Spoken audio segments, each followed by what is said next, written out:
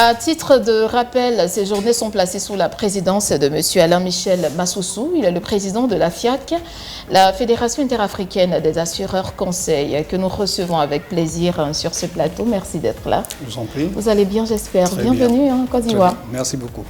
Alors, nous rappelons également que vous aviez été élu lors de la 14e Assemblée générale de la FIAC. Précisément, quelle est l'implication de la FIAC dans le processus d'innovation du courtage? Merci pour cette question. Effectivement, j'ai été élu en 2014. Ouais. C'est bien 2000... Effectivement. Non, pas 2023. 2022. 22. À la tête de la fédération, un des objectifs que je me suis assigné, c'est d'essayer de faire en sorte que nos membres soient, n'est-ce pas, au même niveau d'avancement pour ce qui concerne les nouvelles technologies, au même niveau d'avancement que les assureurs, pour ne pas être à la remorque de ces derniers. Donc nous travaillons dans ce sens et les journées qui sont organisées aujourd'hui, à travers les panels qui ont été proposés, sont de nature à retenir notre attention, celle de la FIAC, dans la mesure où elle touche les questions de technologie. Et c'est ce qui a justifié qu'on ait pu donner notre accord pour être présentement ici.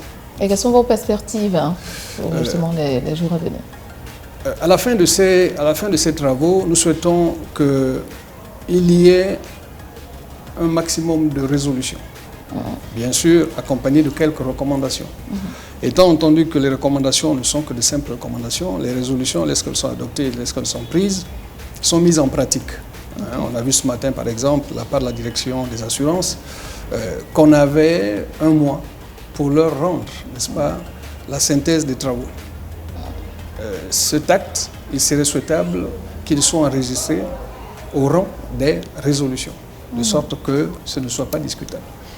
Donc, en termes d'objectifs et de résultats attendus pour ces assises, ce que nous souhaitons, c'est que, comme je l'ai dit en début de propos, que les intermédiaires de la Côte d'Ivoire notamment se donnent les moyens d'échanges qui leur permettent d'intégrer effectivement, comment dirais-je, d'intégrer la route de l'innovation. De l'innovation surtout. Voilà.